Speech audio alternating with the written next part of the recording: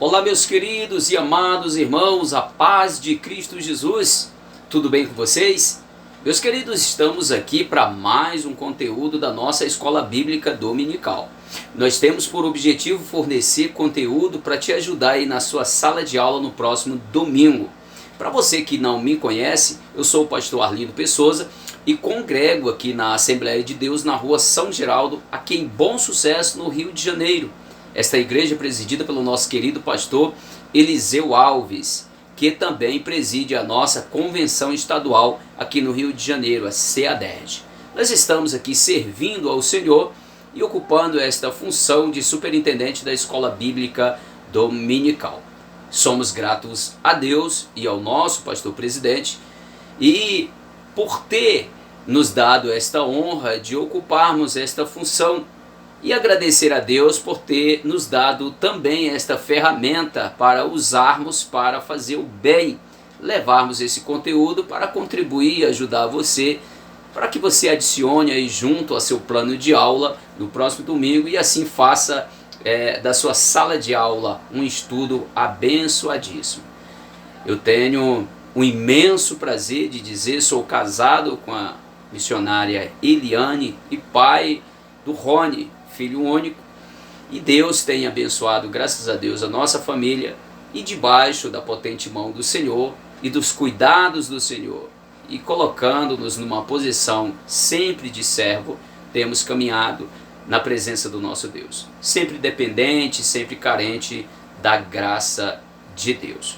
Meus queridos, para você que ainda não é inscrito em nosso canal, se inscreva, deixe o seu like, faça o seu comentário e compartilhe com seus irmãos.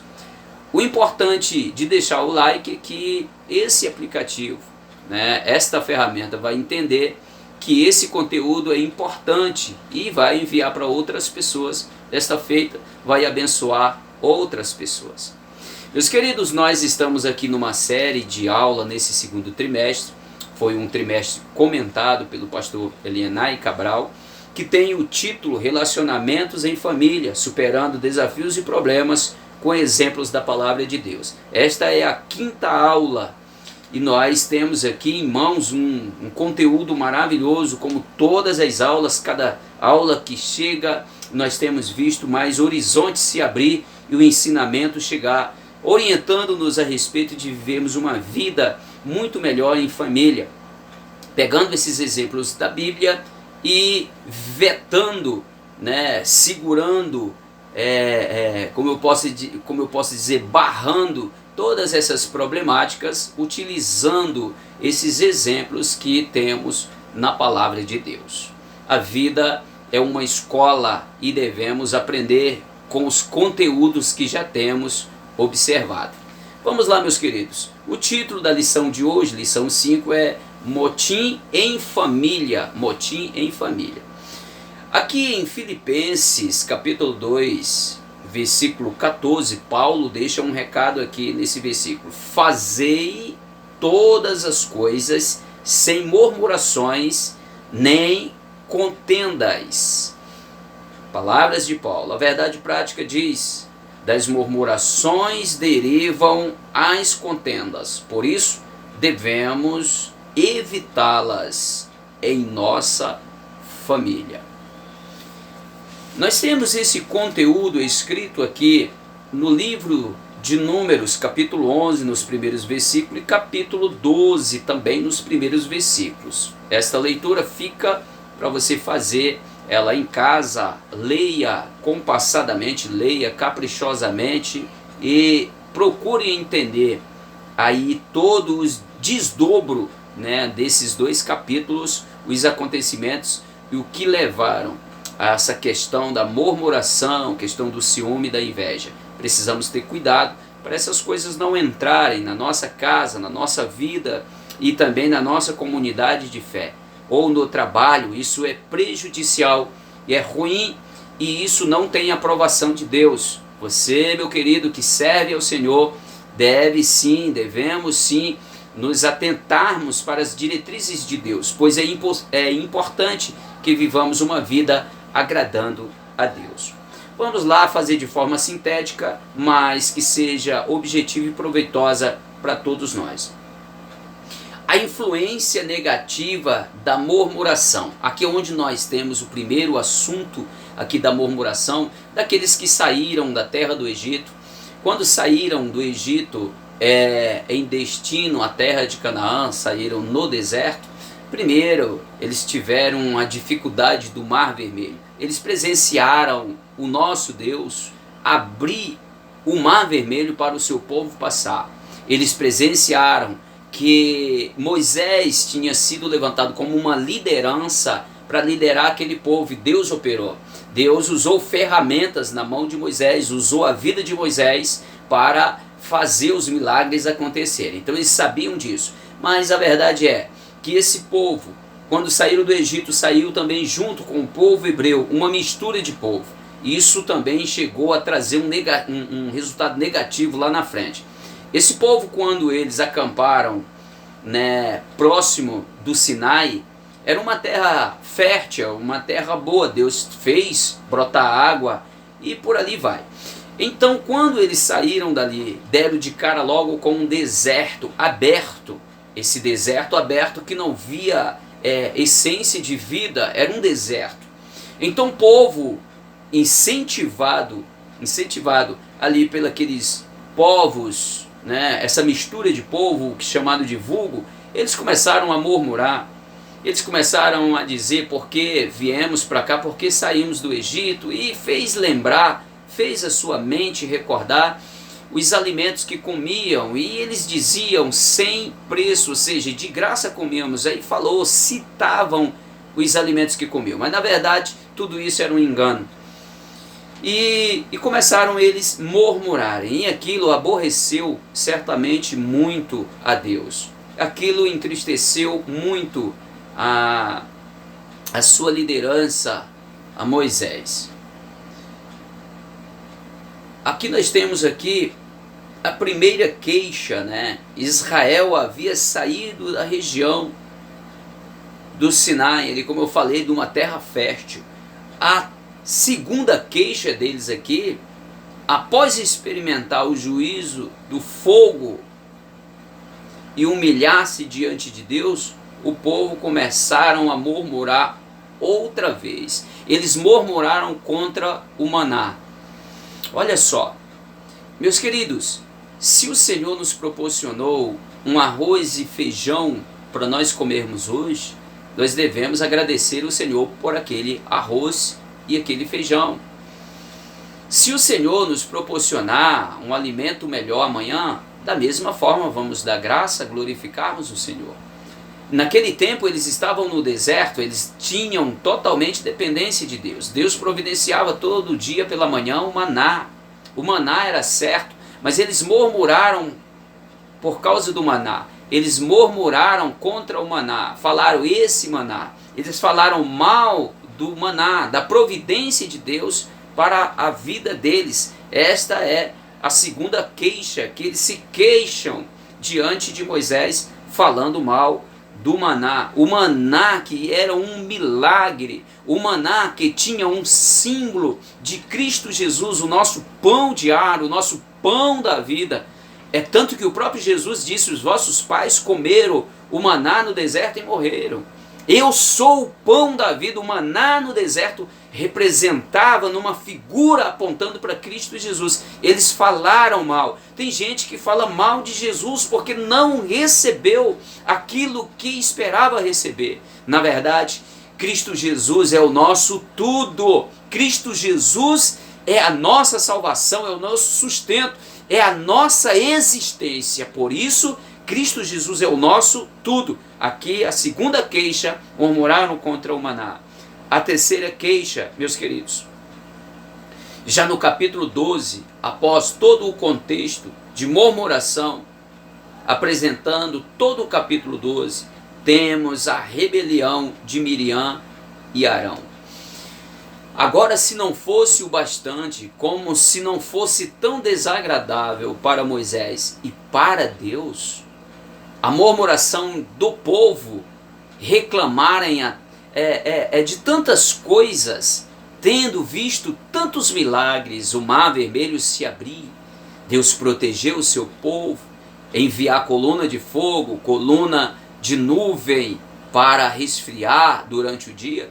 Toda esta bondade de Deus, o brotar da água para dar água a eles e os animais, tudo isso o povo parece que esqueceram e agora estão murmurando contra Deus. Em parcelas cada vez mais graves, de faixas etárias cada vez mais graves, acusações, murmurações terríveis, desagradando a Deus. Agora, se não fosse o bastante, o inimigo agora vai investir no seio da família, aonde tem 3 pessoas unidas em um só propósito. O inimigo coloca agora um desconforto, uma contenda, um ciúme, uma inveja, né, em Arão e Miriam contra Moisés.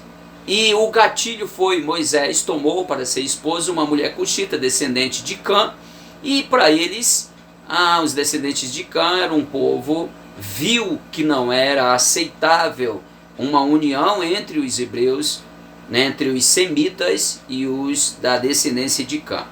Então o gatilho foi isso. Às vezes, meus queridos, nós estamos descontentes com tudo que se trata do nosso egoísmo, né, nosso egocentrismo, e nós só precisamos às vezes de um gatilho para começar a descarregar toda aquele imbróglio que está no nosso interior. Começamos a falar, murmurar, e assim, amados, causar até às vezes a ira em Deus, aborrecer a Deus.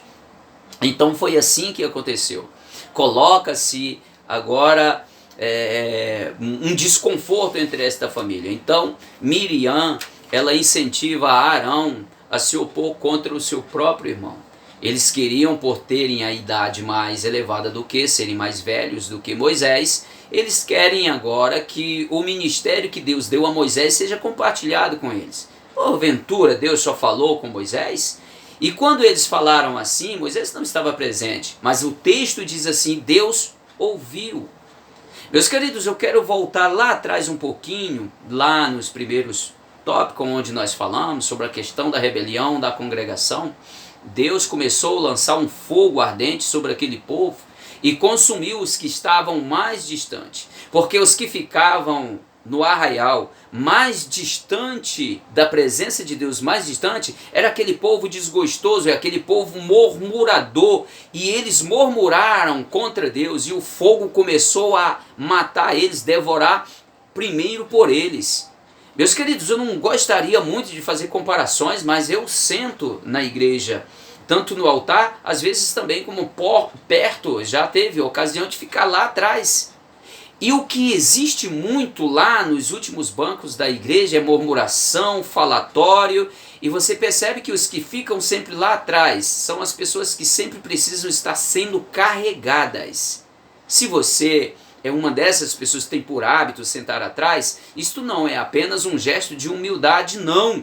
Às vezes é fugindo do que tem na frente. Estar na frente é encarar fatos, é encarar realidades. E às vezes ficamos lá atrás, não por gesto de simplicidade e humildade. Às vezes, meus queridos, é fugindo da realidade e às vezes procurando pessoas para somar um bate-papo ou até murmuração.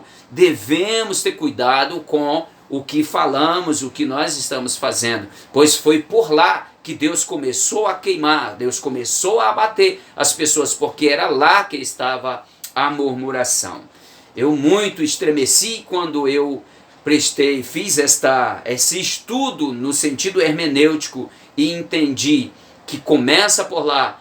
Até hoje existe essa semente de murmuração, principalmente lá fora, fica lá mais fora, seja em convenção, seja na igreja. Às vezes não entram no templo, ficam lá fora com conversas paralelas e não se chegam adentro do templo para a realidade, para compartilhar, para fazer parte, para participar, mas às vezes por fora.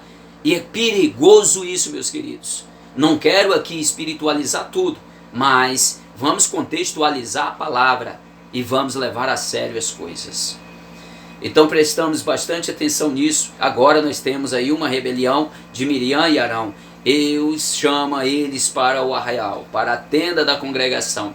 E ali, quando chega os dois, Deus aparece, desce na coluna de fumaça, na porta da congregação, e Deus faz ali um gesto de que eu estou presente. Deus estava olhando para eles, era como se Deus estivesse dizendo, estou presente, eu ouvi o que vocês falaram contra o meu servo. Eu quero dizer uma coisa para você, tudo aquilo que nós fazemos em oculto, Deus revelará.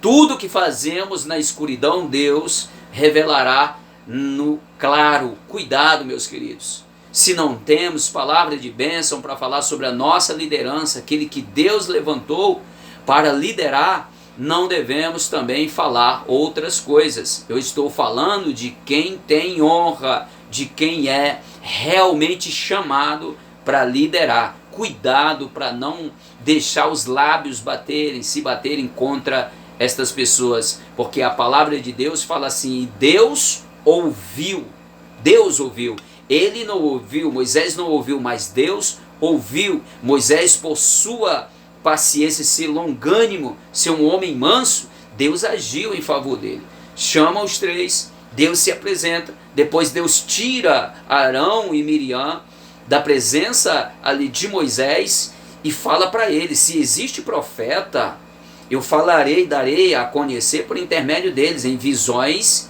e em sonhos. Mas não é assim com meu servo Moisés.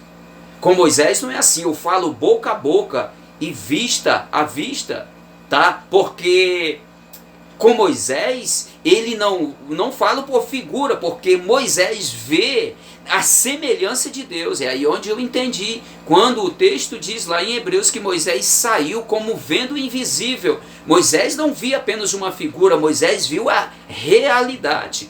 Moisés via, meu Deus do céu, Moisés via Deus com ele, Moisés via a realidade, ele saiu como vendo o invisível, aquilo que os demais não viam, Moisés via. É isso que Deus está falando para eles. Não falo com Moisés por figura, com ele eu falo como ele vê a realidade, ele vê como eu sou.